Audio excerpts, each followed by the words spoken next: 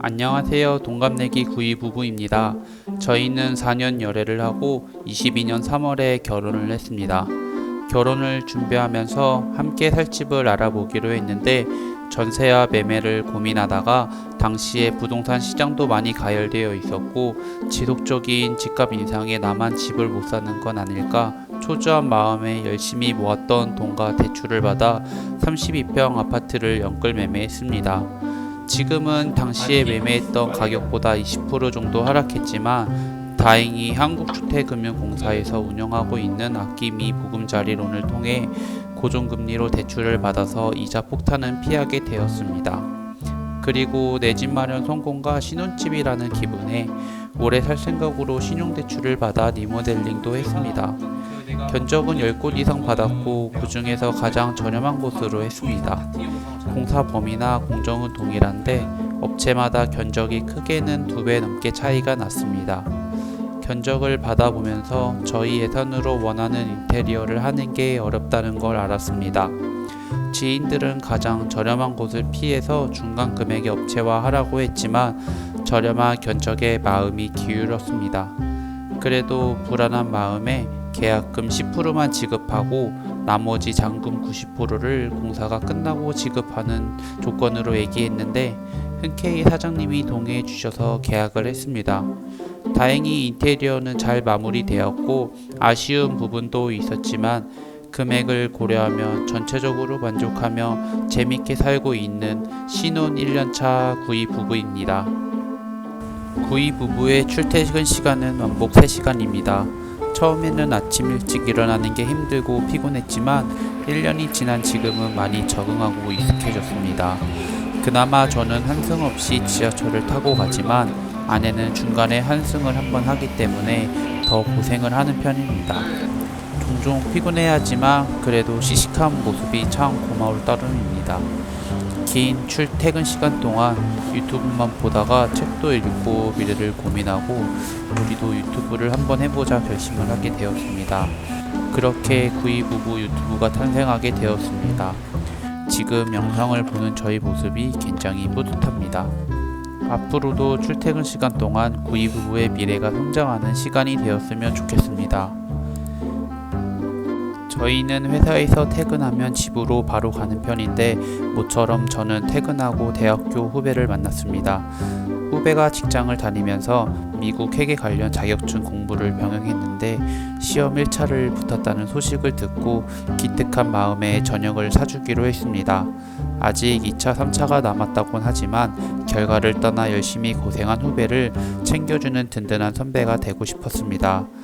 저녁은 숯불 닭갈비를 먹기로 했습니다.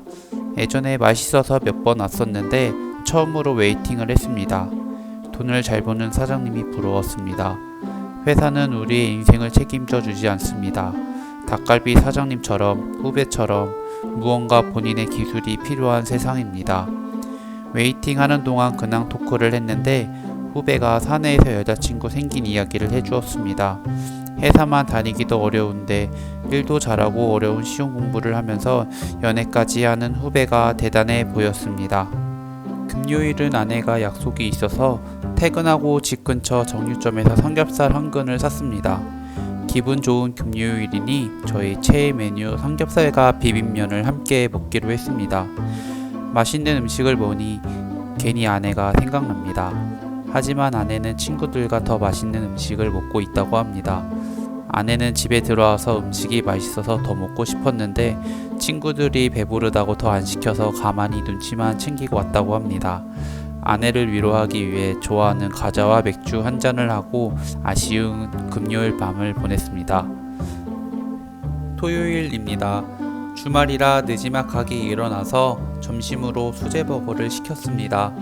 보통은 주말에 집에서 요리를 해서 식비를 아끼는 편인데 오늘은 오랜만에 각자 약속이 있어서 간단하게 햄버거를 먹었습니다. 저는 친구들과 서울에서 호캉스 여행을 하기로 했고 아내는 친누나 집에 놀러 가기로 했습니다. 서울로 가기 위해 지하철을 기다립니다. 결혼 전에는 20분 만에 가는 거리를 이젠 지하철을 타고 1시간을 가야 합니다. 시간은 더 오래 걸리지만 그래도 부지런하게 사는 기분이 들어서 내심 뿌듯하게 지내고 있습니다. 서울에 도착해서 알라딘에 들렸습니다. 최근에 읽으려고 샀던 책이 있었는데 막상 재미가 없어서 알라딘에 팔아왔습니다. 14,300원을 받고 뭔가 꽁돈이 생긴 기분입니다. 주머니를 든든하게 채우고 명동에 있는 호텔로 갔습니다. 서울은 늘 놀거리와 먹거리가 참 다양하게 있습니다. 작년 이맘때쯤에도 명동거리가 한산했는데 코로나가 풀리면서 예전의 명동으로 돌아온 느낌입니다. 한국말보다 외국어가 더 많이 들리는 명동이 그리웠는데 비로소 코로나로부터 해방이 된 기분입니다. 호텔 체크인을 하고 잠시 핸드폰을 하다가 친구와 밖에 나가서 청계천을 산책했습니다. 생각보다 추운 날씨에 술을 사서 금방 숙소에 다시 들어왔습니다. 오랜만에 만난 친구들과 신나게 수다를 떨었습니다. 학창시절 친구들과 만나면 사회적 가면 없이 학창시절로 돌아가는 기분이 들어서 편하고 좋습니다. 사회생활을 하면서 친구 같은 관계를 맺기 어렵다는 슬픈 사실을 알았습니다. 하지만 유튜브를 통해 아내와 친구들과의 추억을 더 많이 남기고 싶습니다.